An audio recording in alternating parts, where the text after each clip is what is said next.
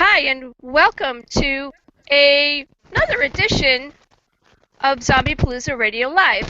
This evening, we're only going to have about an hour and some in the broadcast because only have a guest that we're going to be featuring right now, and that is John Michael Frye. And John's been with us a couple of times before in various other venues that we've had, but tonight he's on YouTube for the very first time in 2016. We want to again reintroduce you to our staff. We have with us head of all things green and our research department for Zombiepalooza Radio. That would be Scott Pearson. Go ahead, Scott. Oh no. Go ahead, Scott. Oh no.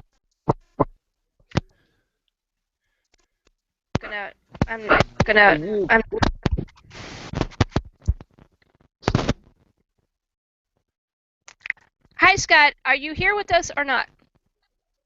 Can you hear me? I can. Say hello to our guest, please. Thank you. Okay.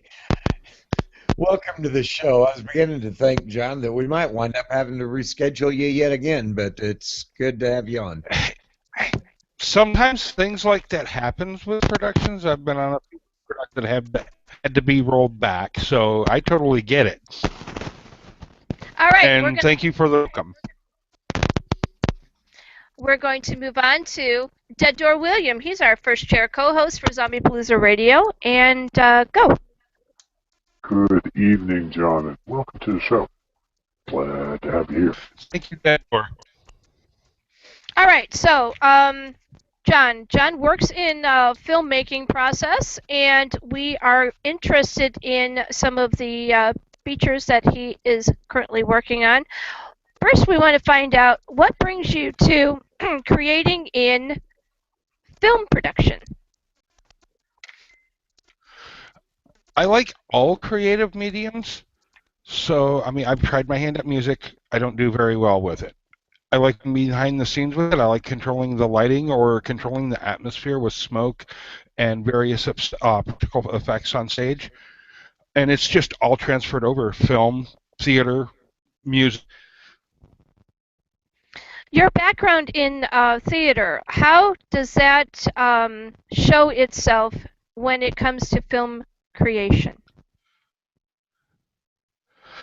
Theater actually is a lot different than film.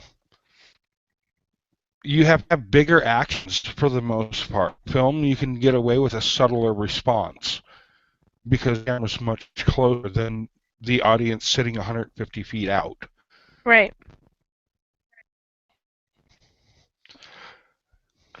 But give me more. At the same time, you're still having to transfer emotion from your character through the screen to the people watching, or from your character to that sitting away from you. Right. All right, so let's talk a little bit about your experience in creating characters that are believable. Okay, characters that are believable. Zombie Walk, I want to say 2 years ago, I decided to go with the Umbrella Lone Wolf Project.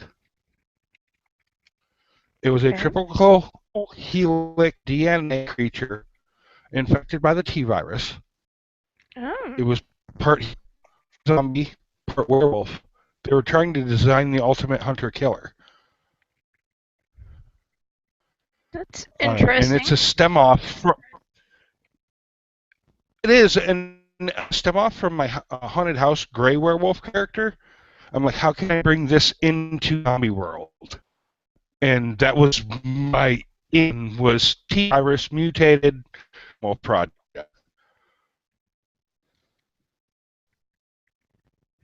Okay, all right, so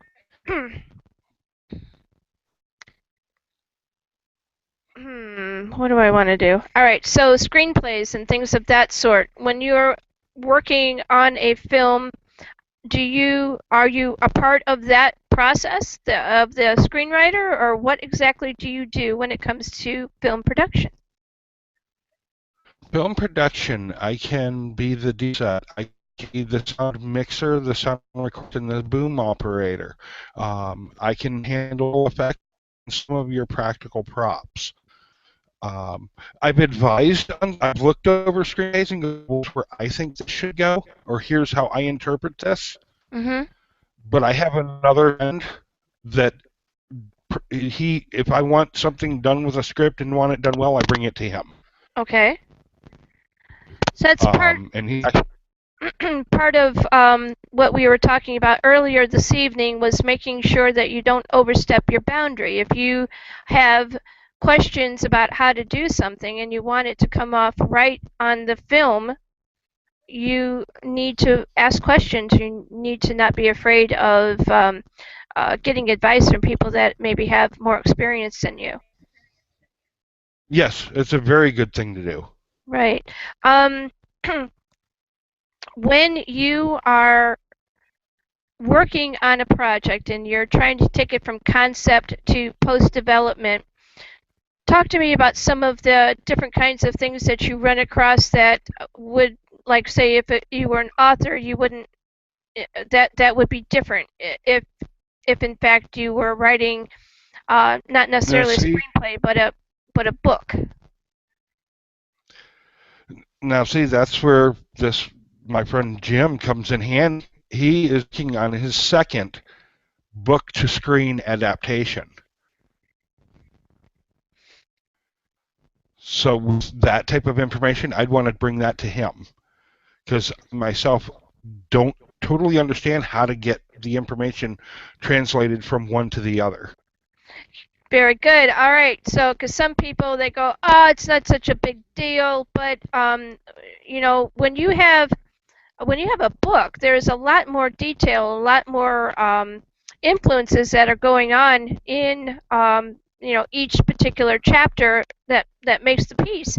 And if you spend too much time lagging in like one particular aspect of the character or of the scenery, put it on the film is going to bore the hell out of somebody. But what I'm interested in here is when you're creating for film, the different kinds of process, the thought process is different. You have to think in shorter amounts of time, right?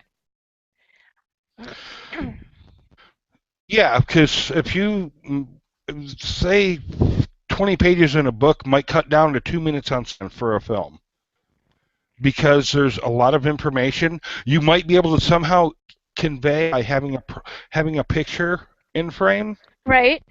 And maybe reference the picture versus 3 pages talking about that. Exactly. So, all right. So, talk about the importance of having the right kinds of props in a particular scene. Right props are always key. If you're supposed to be in space and it looks like you're in somebody's garage, it's not going to fly. It's going to work. Unless you're supposed to be in the shuttle bay, and that's what the shuttle bay looked like. Right.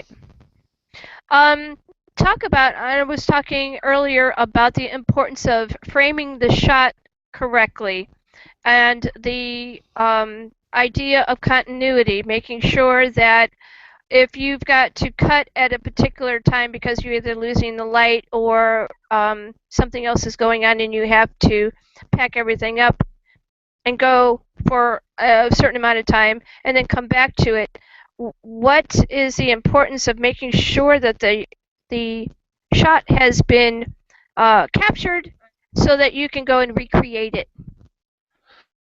My personal opinion on this matter is make sure you have a good set photography that you're going to be able to go back and recreate the scene. Make sure you how high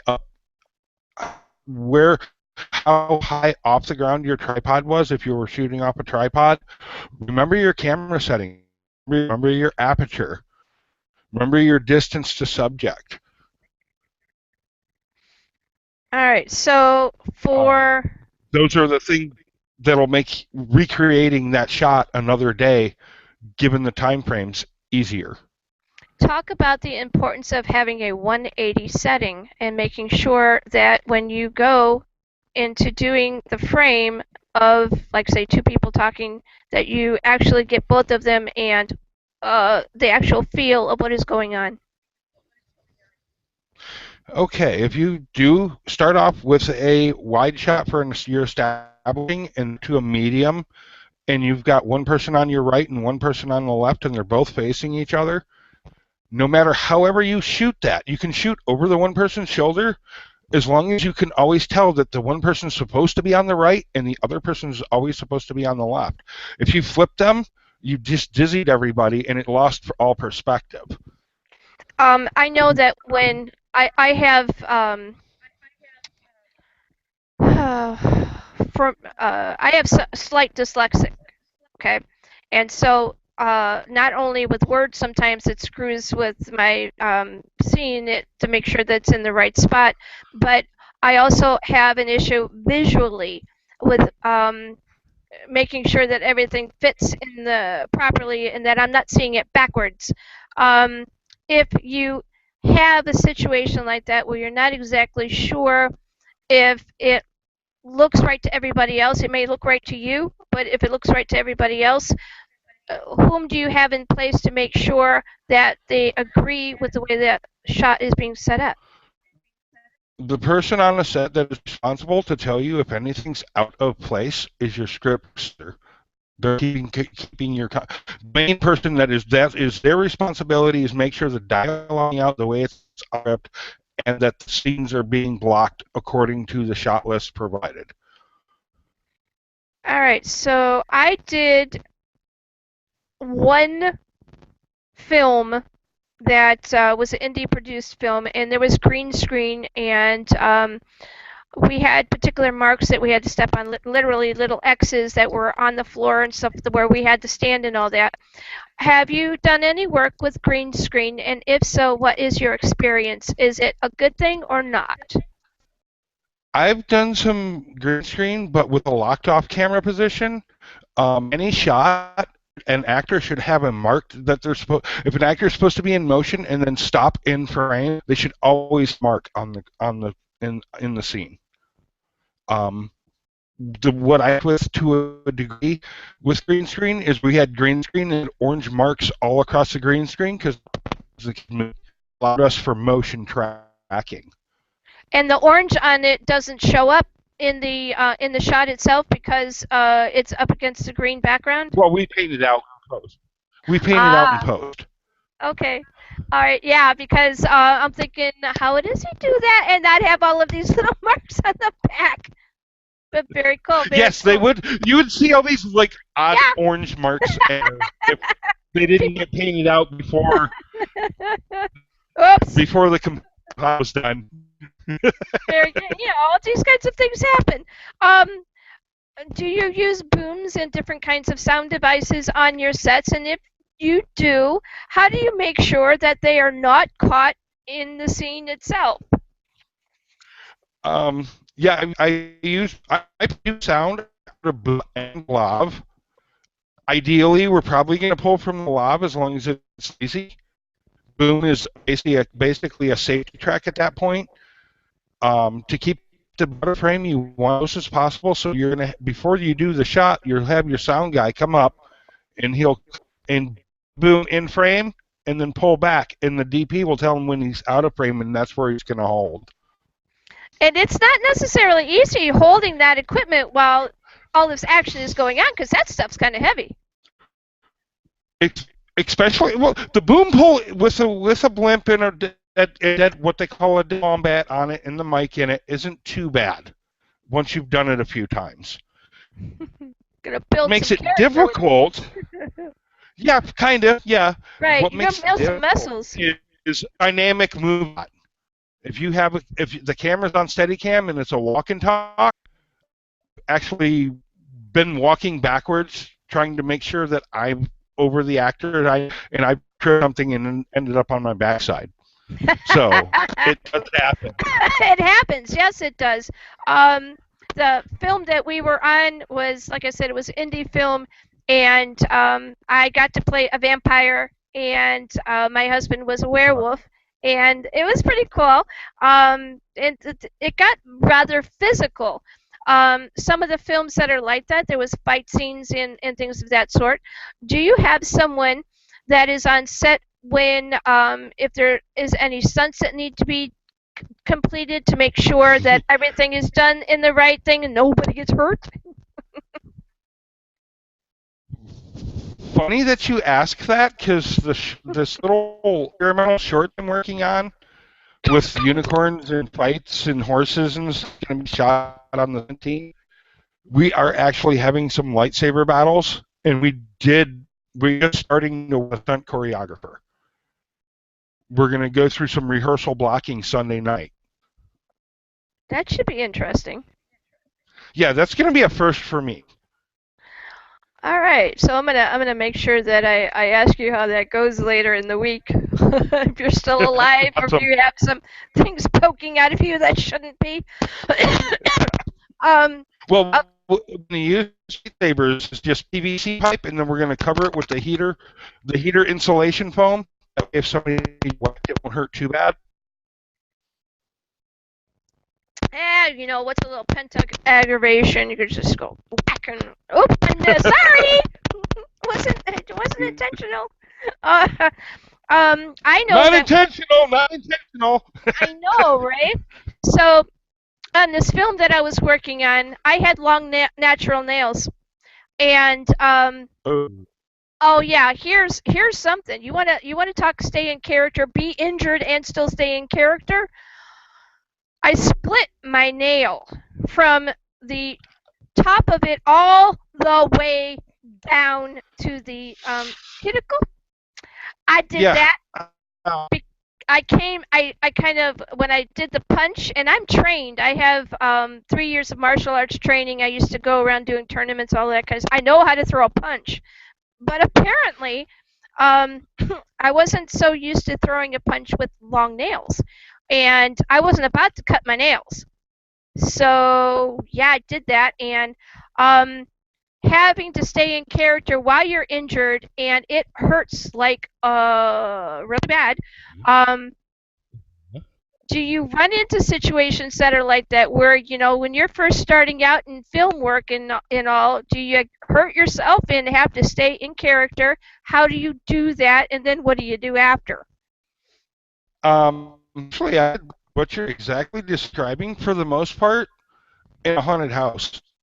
It was one of the fears I did my gray werewolf character, and I taught myself to do the acrylic nails. For the first nails shaved down to points, Mm-hmm. and I went to scare somebody and smack the wall. I popped the whole top my name off. Yeah. Yeah. Ow. How does not even begin to describe the No. pain that shoots through. I'm being nice about that. I'm being about that. I think you used the whole book there. Yeah, probably. Definitely the whole book. I know that Door has been on a number of movie sets before, and so he's got some experience along with the person that he goes to the workplace with. And I'm so, just a bodyguard. yeah, he does bodyguard work, and his buddy, Nice he goes job. and does the acting work. Dead Door, do you have any questions that perhaps your buddy would ask that have to do with film creating?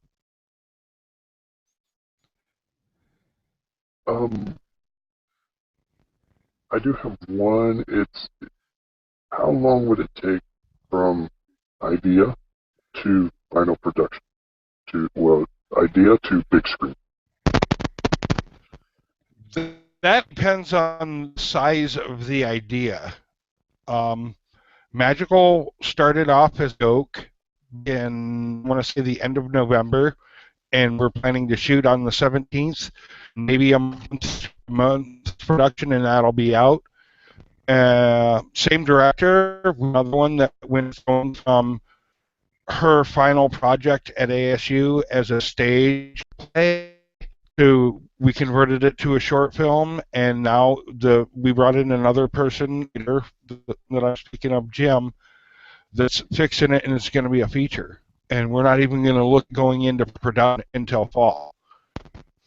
Yeah, this thing is cool. We had a nice little chat, John and I, a little hot minute ago, so to speak, and I was asking him questions about his latest pieces of film work, and he told me about this really cool piece that used to be a stage play, and what they did was they took the stage play and kept it as is, as it was originally written, which is unusual. Very often they get changed, much like a book to a film. The piece is actually called Not This Chick, and it is about domestic violence. And I thought that that was a rather interesting, interesting for a number of reasons. Much of that is very taboo. People don't like to talk about it. People don't even like to admit that it happens. The original stage play, was supposed to be. When John got the idea, he said that it was to only be Actually, like. it was Kelly's idea. Oh, I'm sorry. Okay, but the idea. It was her final theater project. The idea, though, for you to turn it into a short film, you were only going to shoot it for about 40 minutes, and originally, and then you found out that the people that were in charge of this decided, hey, we really like this, and we want to turn this into something more. Talk about the something more. Well, it's grown beyond the like core people that decided to get behind this project. It's grown bigger than the five of us. We believe it really needs to get out there, so we want to look. We're looking. We're going to a professional. And we were told the script back in like 90 days, and we're going to actually push forward and look for investors for the project. Very cool. Talk about Jim Hain for me, please. It's his production company, Phenomenon Studios. He is Bird Kelly to take the script to have it worked on, and that's where this thing blew up. And he jumped in. He's all in on the project now. Because he himself has experienced some abuse, which is rare and doesn't really get talked about. Right. So once he read the script, he was all in. So now we're going towards future. One of the things that Zombiepalooza Radio likes to shine the light on are subject matters that are sometimes difficult for people to speak about. One that we talk a lot about is post-traumatic stress disorder. Another that we would talk about is violence itself. And people like to express themselves in creative projects a lot for various reasons. Some of them express themselves because they've actually gone through whatever it was that they're writing about. And for many, it can be a very cathartic experience. For you being a part of this particular project, what has it been like to get to this stage from just thinking about doing something like this to where it is now? It's amazing. I mean, that so many people are like, "Oh, you get behind." I mean, I myself haven't dealt with the issue. The director has, the producer that we just brought has, and I'm just amazed by the drive to get this out there. The project itself is still in the works, and it has a projected year date of 2017 because they're going to take their time putting this together. It is not something that they want to just throw together and just shove out there. So they're being very, very meticulous at whom they pick for the roles and where it's going to be shot and all of that. Are you able to talk at all about some of these particulars with this film? Due to the fact that the script is getting a facelift, I rather not, because what I say might not be there in the final. You're right. And all right, so then let's talk about, since we're going to segue into that, and a great topic to go to. Somebody comes with a screenplay and they're set on it being produced that way. They've been told, yes, we'll take it and we'll see what we can do with it. We like it. We wanna work with you. And then they get in there and they start taking elements out of it and changing things around and giving you their idea of how it should look. Ever run into that? Know anybody that's run into that?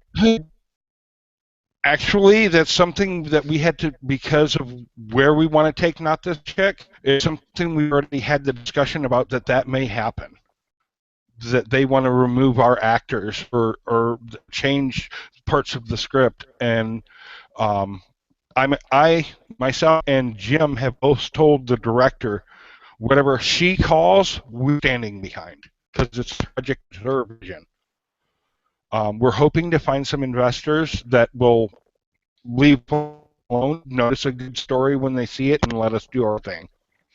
Talk about the importance of being able to find the right kind of contributors to a film project, just in general. In general, not every project suits every investor, because there may be different viewpoints that they don't agree with. So it's best to find people you and want to back your point of view. Absolutely. So, yes. I'd like to know what's the process of finding investors. Oh, yes, the process. At the moment, we're leaving that up to Jim, because neither me nor are experienced in that realm, and Jim is. Have a go-to guy, right? Yeah. Like my go-to guy, very much for this show is Dead Tour. I mean, it's been with me the longest, but I love my Scott Pearson because he comes up with some pretty fantastic questions, and I love the research that he does. So, and both now, I guess you could say my go-to guys. These are the guys. No matter who comes and goes on this, let's talk a little bit about timing. And I'm not talking timing so much in the film as I am talking about perspective changing time over years period. Looking at how that changes what you bring or what you're able to bring to a project. Well, as you age, things become more difficult. You can't run like you used to run. You can't bend like you can't get into the positions you So depending on what position you have on a set, it could be difficult to your role to be able to do certain things. Well, that's an interesting take on that question. Where I wanted to go. How about this? How about networking? Networking is very key. Why? If you don't have a network of people to pull from when you go to get a big project and you know 100 set and you only know 15, because I with Not This, I was already asked by Jim, because I was going to do AD and run. He's like, the project's too big for that. Pick one or the other. Right. All right. So, how about ran across working on a project? Jackie, you're moving. Lost your sound. He's fading in and out. Is it back again? Yeah. I am hardly moving at all. You're part Italian. YouTube's just having fun. No, it's her. It's my headset. I need a new one. It's old. It's 3 years old. Ooh. Yeah. So, all right. Uh, besides that, you're working on a project, all right, and you're fully invested in the project, and it hits you, a new idea, and you're invested here. You know your attention should be right here, but creative people are like this, and they get this idea. What do you do? At that point, you gotta take fire up. You run off into a corner somewhere, grab your phone, put it in voice recorder mode, blur it out. You can blur it out. Hopefully, that'll be enough for you to recall later when you go home. Have Gotta write it experience in down. this. Have experience in this. How do you? Be on the lucky dog cart during Mardi Gras and go, oh, wait, this would be an awesome scene for a movie. Right, right. Ah! Oh my goodness gracious. All right, so let's see, where else can I take you? Why don't you, Dead Door, do you have any questions for him? I want to talk about makeup. Yeah. I noticed on your IDB that you did makeup. What kind of makeup? Special effects or just cosmetic? I only specialize in only special effects, all the way from dining. Oh, nice. Cool. It's a zombie I've got. Like that. Through molding, and that's on a resin sheet. It's for silica pieces, tree and exit wound. They were actually used in a World War II period piece.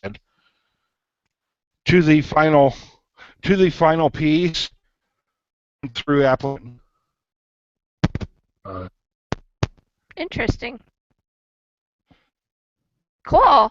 So, what kinds of things do you like to use when it comes to practical effects? What have you found to be the most useful for film production? What I ask the producer when after they've let me see the script and I go through it, my first question to them is, what camera are we shooting on?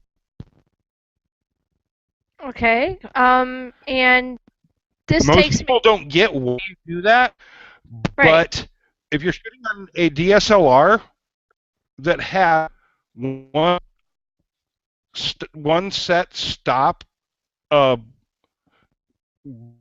with some color, like if you're shooting on a red, you have 13 stops of dynamic range. On a DSLR, you have one of dynamic range. That red's going to pick up minute details that a DSLR will not. Plus, you're dealing with an 8K sensor versus a 1080. Okay. um, so the textures are going to come off different depending on what the angle is and what kind of camera you're shooting it with. Right. Okay. This silicone piece is actually the thin edges that you see Yeah. are a bald cap plastic. When I lock this down the person, if those edges are bad, I can take 99% isopropyl alcohol and fix it. melt the edges away and blend it into their skin. That's what you'd do for a red. Well, A that's DSLR, you can probably get away with fast latex aesthetic. very cool. All right. So, what do you prefer to work with? I prefer the silicone. It reads better as flesh.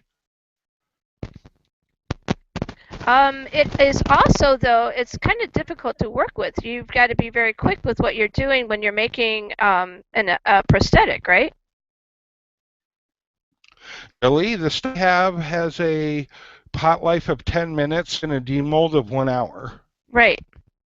So if you don't get it within that timing, it just kind of, what will it do? Will it just If it congeal? kind of, yeah, it has a gel stage. Right. Once you hit that stage, it's hard to work with. Right. All right. I know a little bit. I've had some of the And you can people. so Go ahead.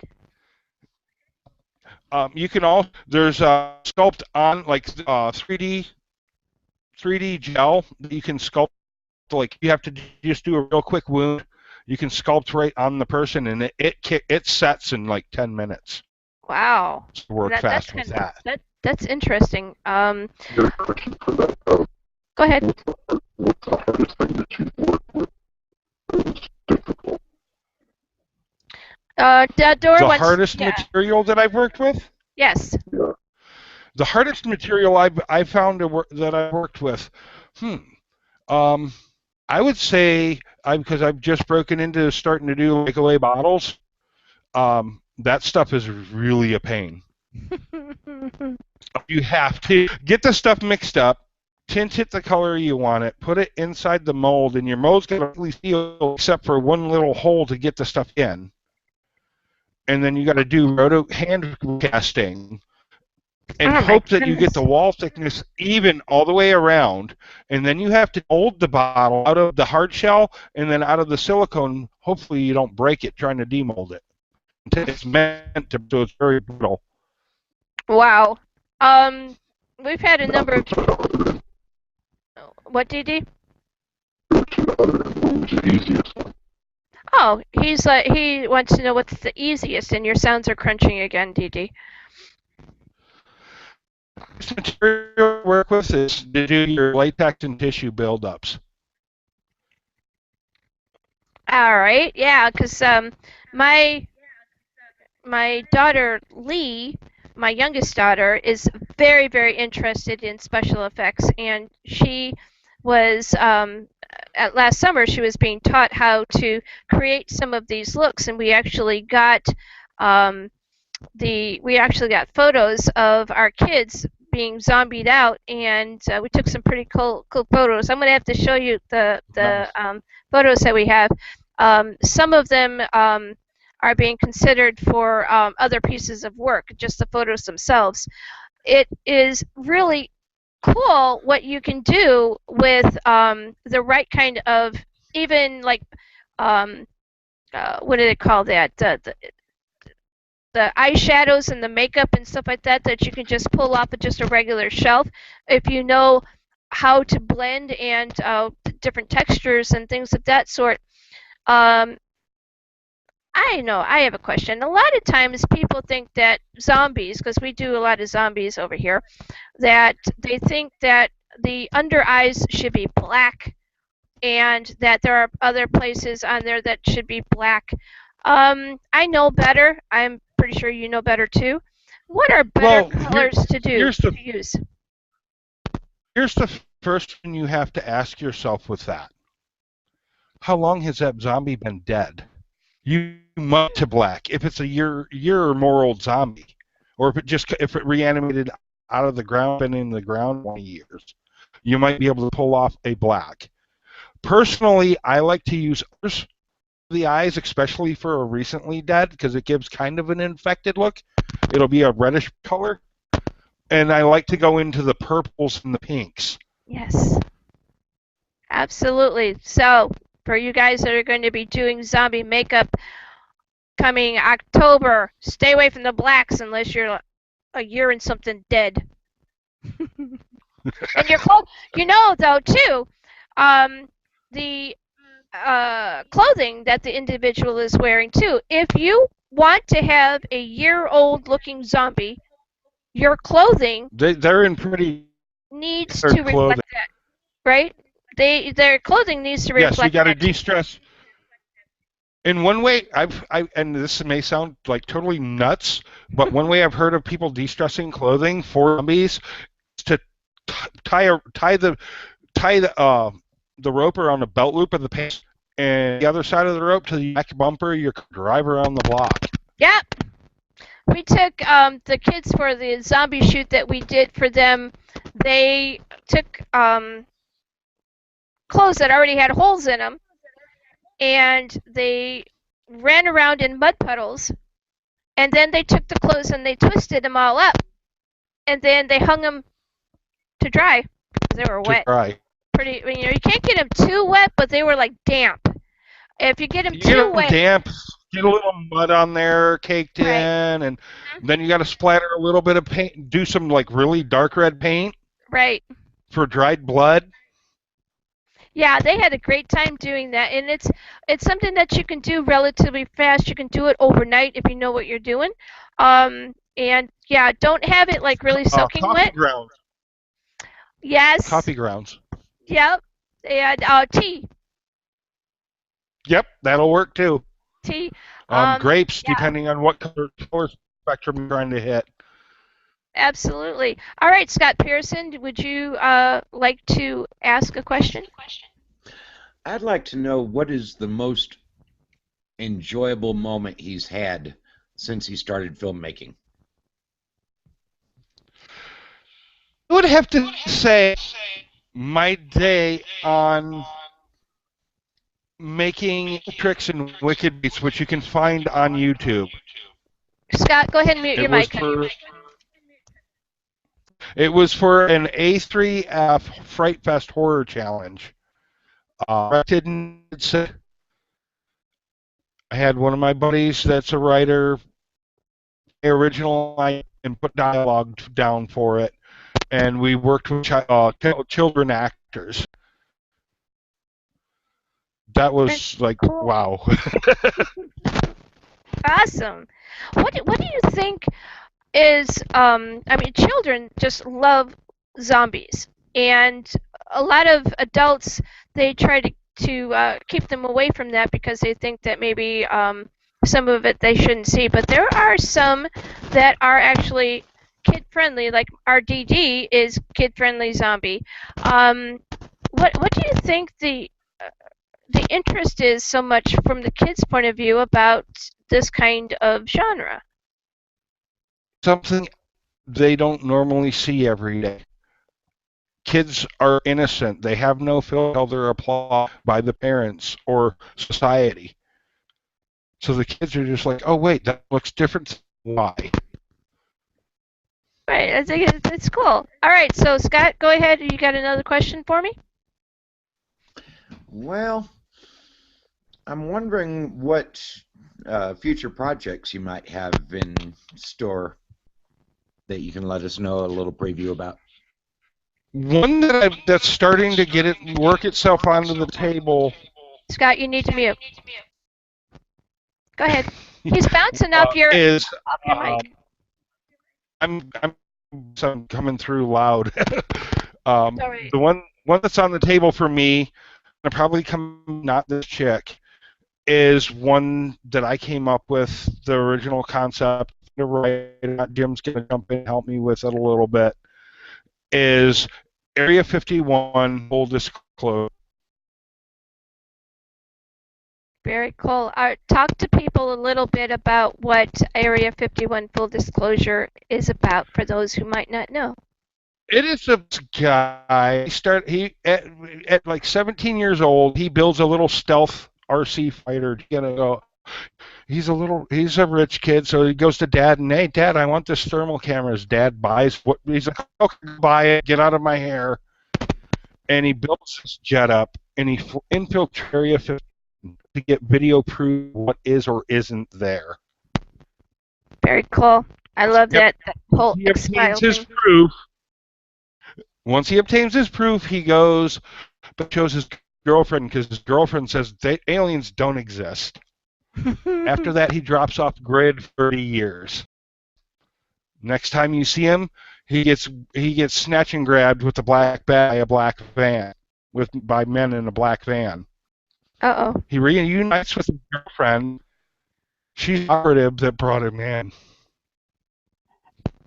Oh, so 30 years later, he's getting full closure. Right. All right, we are going to wrap it up. I got to go check on my cat. He looked like he got into something. So, always something on Zombiepalooza Radio. I appreciate you coming on to the show tonight. It was very cool. I thank you for your time, Jackie. I had a blast. We did too. All right, so I want to make sure that Scott and Double D get to say their proper goodbyes. John, it's been an awesome, awesome time. Thank you so much for stopping by. And I thank you for being here and chatting with me. All right, go ahead, Scott Pearson. All right, John, it's been fantastic having you on tonight. I really enjoyed this. Look forward to having you back. All right, I look forward to being back and talking to you all once again. Thank you very much. Okay, and with that, I'm going to send it over to Double D. Double D, you know what to do. Yep. Everybody out there, George Romero, you too. Everybody have a good night, a good morning, and a good evening. Good night.